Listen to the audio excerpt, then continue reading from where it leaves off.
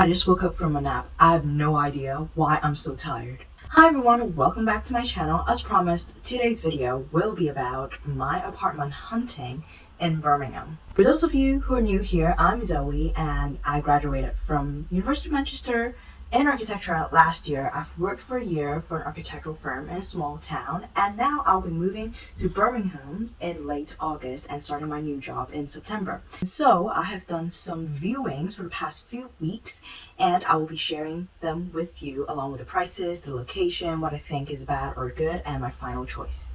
And keep in mind, I'm not going to be living alone because the rent, even in Birmingham, for a one-room studio or one-bedroom flat, I cannot afford that. I can afford that, but it will be way out of my budget. So I will be using spare room in this video, as I did previously, to land the room I did this year to look for a room in a flat or a house. So the first thing that's most important to me is that it has to be furnished, because I will be staying for a short period of time. I might be staying in Birmingham for a long period of time, I don't know. But I feel like it would be unwise of me to invest in furniture. The second thing that is important to me is that I want to have a bills included, like rent agreement with the person I'm living with, because the bills fluctuate a lot in terms of the amount you need to pay throughout the whole year, and I really want to have an idea of the exact number of expenses that I'm making each month, and to have a bills included number already for the rent, that would make my life so much easier. Third thing that I really want is to have a closer location to work, so ideally around 10 to 20 minutes walking distance,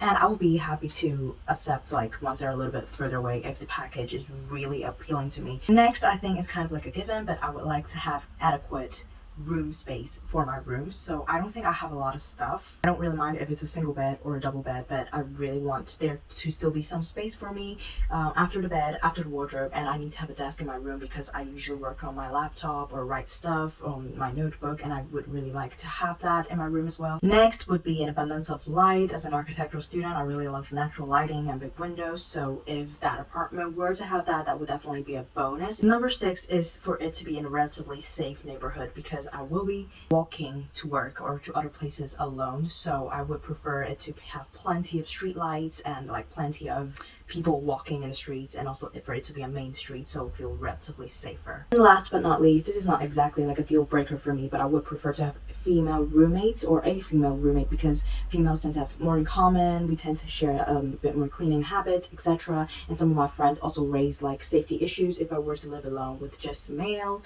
So that would also be my preference if possible. My ideal price range would be between £500 to £700. I would be open to look at bills included and bills not included properties if they're within this range. In the end, we managed to land 4 viewings. The first one is on Upper Marshall Street. It is on the ground floor. It is a 2-bedroom flat, so I'll be sharing it with another housemate, and it is around 60 minutes walking distance to work. The rent alone is £540 with around £160 in bills per month, so it comes to a total of around £700. The property is furnished, so that's a good thing. There is ample space for me in my room for a desk, for a double bed, for a wardrobe, and there's enough space for the 2 of us in the living area as well. But it is on the ground floor, and it is quite dark, and all the glass basically is frosted because of privacy issues, and that is not a really good thing that I like.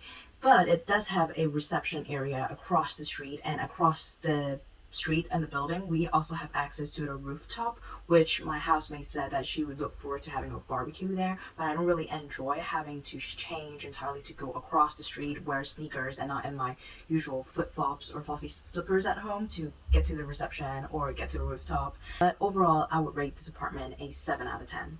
Second on the list, it's called Civic Close. So it is also a 2-bedroom apartment. It's higher up on the 4th floor. It takes me around 12 minutes walk to work, so I quite like the location. It's also adjacent to a canal, which has amazing views. It is a council building, so we are actually on the lowest tax band, and that's why it is so cheap overall.